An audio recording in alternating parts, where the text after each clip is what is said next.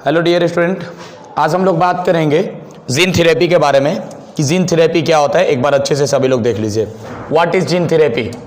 Gene therapy, ये gene therapy क्या होता है? What is gene therapy? तो भाई ध्यान से समझिएगा, जीन थेरेपी एक ऐसा प्रोसेस होता है जिसमें हम जीन के अंदर चेंजिंग करते हैं, ठीक है, और उसके जीनोटाइप और फिनोटाइप दोनों को सब पूरी तरीके से बदल देते हैं।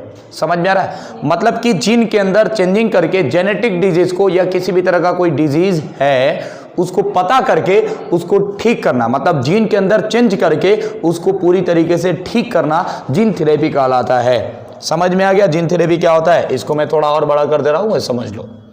जीन थेरेपी आज का हमारा टॉपिक है। जीन थेरेपी में हम लोग क्या क्या ठीक कर सकते हैं, देख लो। जीन थेरेपी में बच्चों आपको बता दें कि सिस्टिक फाइब्रोसिस हार्ट से रिलेटेड डिजीज है। सिस्टिक फाइब्रोसिस, ठीक है ना, सिस्टिक फाइब्रोसिस। और उसके बाद से फिर देखेंगे तो haemophilia, cystic fibrosis, haemophilia,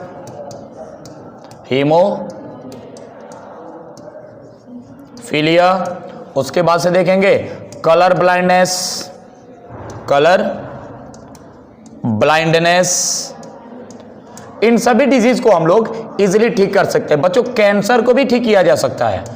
blood के अंदर अगर कैंसर हो रहा है तो उसको भी जीन थेरेपी के हेल्प से ठीक कर सकते हैं। कैसे? तो ध्यान दो, पहले हम लोग पता करते हैं कि किस जीन में कौन सा प्रॉब्लम हुआ है। अगर पता चल गया तो उस जीन को हम लोग उस प्रॉब्लम को उस जीन से हटा देते हैं, पूरी तरीके से जेनेटिक उसका पूरा कैरेक्टर चेंज हो जाता है। जीनोटाइप और फिनोटाइप दोनों में चेंजिंग आ जाता है। इसको कहा जाता है जीन थेरेपी, मतलब जीन के अंदर चेंजिंग करके उसको ठीक करना। ठीक है, मैं थोड़ा सा इसको और छोटा कर दे रहा हूँ, ध्यान समझिएगा सभी लोग, ठीक है ना। बहुत इंपॉर्टेंट है बच्चों। देखिए ये सब डिजीज हैं जिनके बारे में हम लोग बात कर रहे थे। Cystic fibrosis, haemophilia, colour blindness, cancer, ये सब जो डिजीज होते हैं ना, ये बहुत ही इंपॉर्टेंट भी होते हैं बच्चों, याद रखिएगा।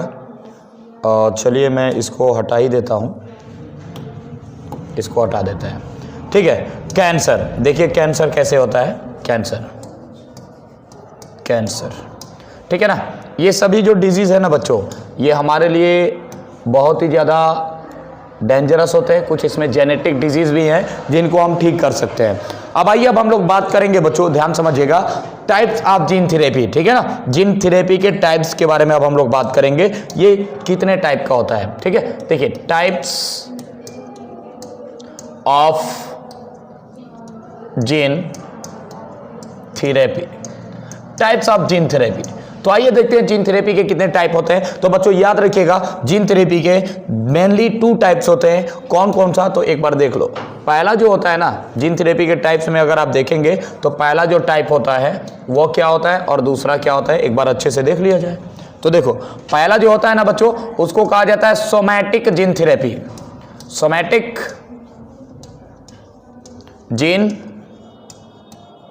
थेरेपी क्या होता है? सोमैटिक जीन थेरेपी, ठीक है ना। और एक और होता है बच्चों जिसका नाम है germ line gene therapy, germ line gene therapy, ठीक है। तो ये 2 तरह का होता है, एक होता है सोमैटिक जीन थेरेपी और एक होता है बच्चों जर्मलाइन जीन थेरेपी। तो सोमैटिक जीन थेरेपी में क्या होता है, सोमैटिक सेल्स के अंदर जीन को ट्रांसफर किया जाता है। समझ में आया? मतलब कि इसमें क्या किया जाता है, जो जीन होता है ना, जीन यानी जीन को डायरेक्टली अगर आप देखोगे तो सोमैटिक सेल में ट्रांसफर कर दिया जाता है। सोमैटिक सेल में हम लोग क्या करते हैं, जीन को डायरेक्टली ट्रांसफर कर देते हैं सोमैटिक सेल में। ये सोमैटिक है, ठीक है, याद रखिएगा, ये सोमैटिक सेल है। तो जीन को डायरेक्टली हम लोग सोमैटिक सेल के अंदर ट्रांसफर कर देते हैं, ठीक है ना।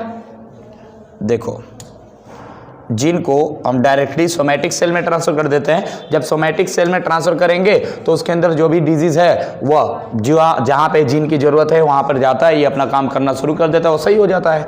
तो सोमैटिक सेल के अंदर अगर हम लोग ट्रांसफर करते हैं तो उसको सोमैटिक जीन थेरेपी कहते हैं। अगर जीन को हम लोग ट्रांसफर करेंगे किसमें, सोमैटिक सेल में, तो सोमैटिक जीन थेरेपी, ये ठीक हो जाता है। एक और बात आपको बता दें बच्चों, ये जो सोमैटिक जीन थेरेपी होता है ये जेनेटिक नहीं होता है, मतलब कि नॉन इन इनहेरिटेबल, नॉन है इनहेरिटेबल, यानी कि ये इनहेरिटेबल नहीं होता है, मतलब कि अगर एक जनरेशन में है तो दूसरे जनरेशन में नहीं होगा। मतलब मम्मी पापा में है तो बच्चों में नहीं होगा, मम्मी पापा में तो खत्म हो जाएगा, बच्चों में है तो उनके आने वाले बच्चों में नहीं होगा। समझ में आ रहा है? ये सोमैटिक जीन थेरेपी हो गया, समझ में आ गया। अब देखो, अब आते हैं जर्मलाइन जीन थेरेपी, इसके बारे में भी थोड़ा समझ लेते हैं। तो जर्मलाइन जीन थेरेपी में क्या है, तो याद रखिएगा, जो जीन होता है ना बच्चों, जीन को कोई भी हो सकता है, जो जीन आप लेना चाहते हैं वो जीन हो सकता है, उस जीन को डायरेक्टली हम लोग ट्रांसफर कर देते हैं किस में, तो जर्म प्लाज्म में, ठीक है ना, जर्म प्लाज्म में ट्रांसफर कर दिया जाता है। कहने का मेरा मतलब है, ध्यान से समझिएगा, कहने का क्या मतलब है, देखिए, जर्म प्लाज्म में, मतलब किसमें, जर्म प्लाज्म में, मतलब कि स्पर्म और ओवम जब दोनों मिलता है बच्चों, तो आपको पता है जब स्पर्म और ओवम जब दोनों मिलते हैं तो जाइगोट का फॉर्मेशन करते हैं। समझ में आ गया। अब हम चाहते हैं कि ये जो एक तरह का क्या है, जर्म प्लाज्मी है ना, तो इसके अंदर हम लोग क्या करते हैं, नया जीन को, यानी जो जीन हम चाहते हैं उस जीन को इसके अंदर इंसर्ट कर देते हैं, ठीक है ना। जैसे कि मान लो ये जीन है जी, इसके अंदर कोई डिजीज हीमोफीलिया या कलर ब्लाइंडनेस आया हुआ है, उसको हमको ठीक करना है, तो उसके लिए हम लोग पूरी तरीके से जर्म प्लाज्म जीन थेरेपी से इसको पूरी तरीके से हम लोग जीन को तैयार करते हैं और उसको इसके अंदर ट्रांसफ़र कर देते हैं, इस बच्चा जो बनने वाला है उसके अंदर ट्रांसफ़र कर देते हैं। होता क्या है, ये इनके साथ मिल के अपना काम करना शुरू कर देता है, मतलब इसी को कहा जाता है जर्मलाइन जीन थेरेपी। इसमें हम लोग हीमोफीलिया, कलर ब्लाइंडनेस, ऐसे डिजीज को हम लोग ठीक कर सकते हैं। चलो मैं दिखा दे रहा हूँ। हीमोफीलिया, कलर ब्लाइंडनेस, देखो ये हीमोफीलिया है, हम लोग इसको भी ठीक कर सकते हैं। कलर ब्लाइंडनेस है, इसको भी आप ठीक कर सकते हैं। इसमें क्या क्या कर सकते हो, तो देख लो, इसमें सिस्टिक फाइब्रोसिस को ठीक कर सकते हो, कैंसर को भी ठीक कर सकते हो। मैं एग्जांपल बता रहा हूँ, ठीक है ना। यानी कि सोमैटिक सेल में ट्रांसफर करके आप सोमैटिक जीन थेरेपी के द्वारा सिस्टिक फाइब्रोसिस, कैंसर जैसे डिजीज को आप ठीक कर सकते हो।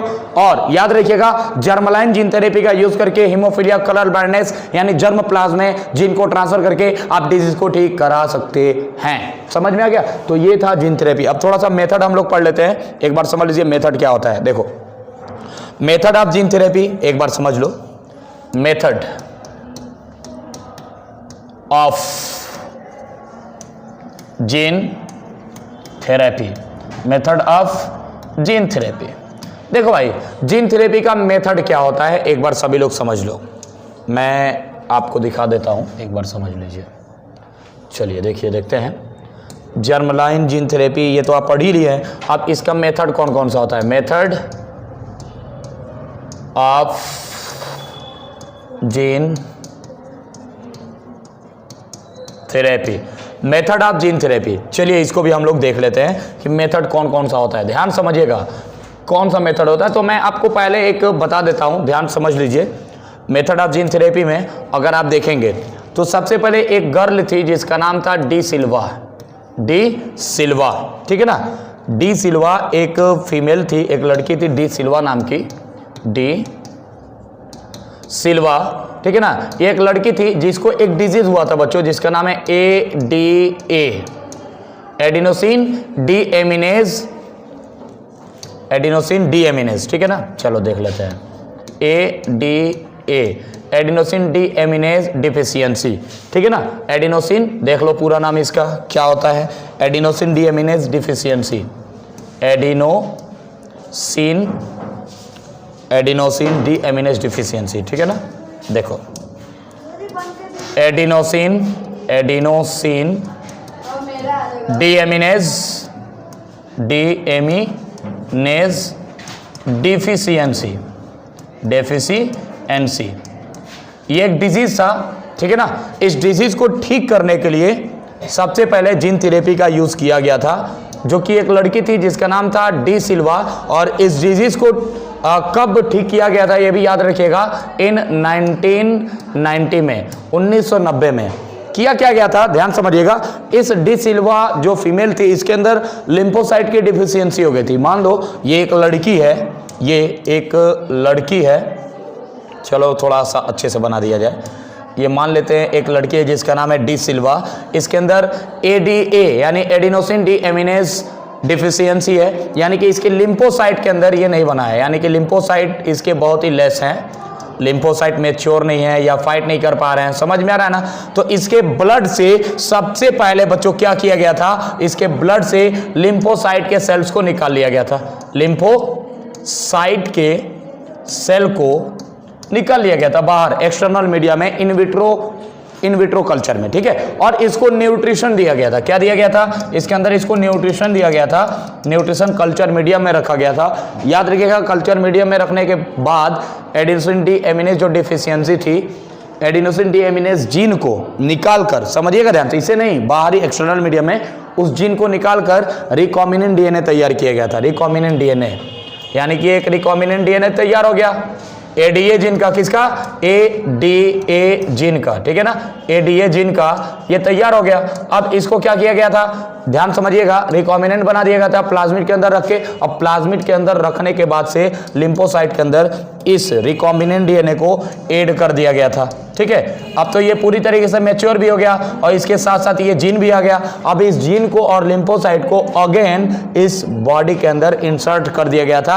अब जब देखा गया था तो इसके अंदर जो एडिनोसिन डीएमिनेज डिफिशियंसी थी वह करेक्ट हो गया, ठीक हो गया। ये भी तो एक तरह का जीन थेरेपी है, लिम्फोसाइट को बाहर निकाल के मैच्योर करके रिकॉम्बिनेंट डीएनए को उसके अंदर इंसर्ट करके फिर इंसानों के अंदर उसको लगा दिया जाता है।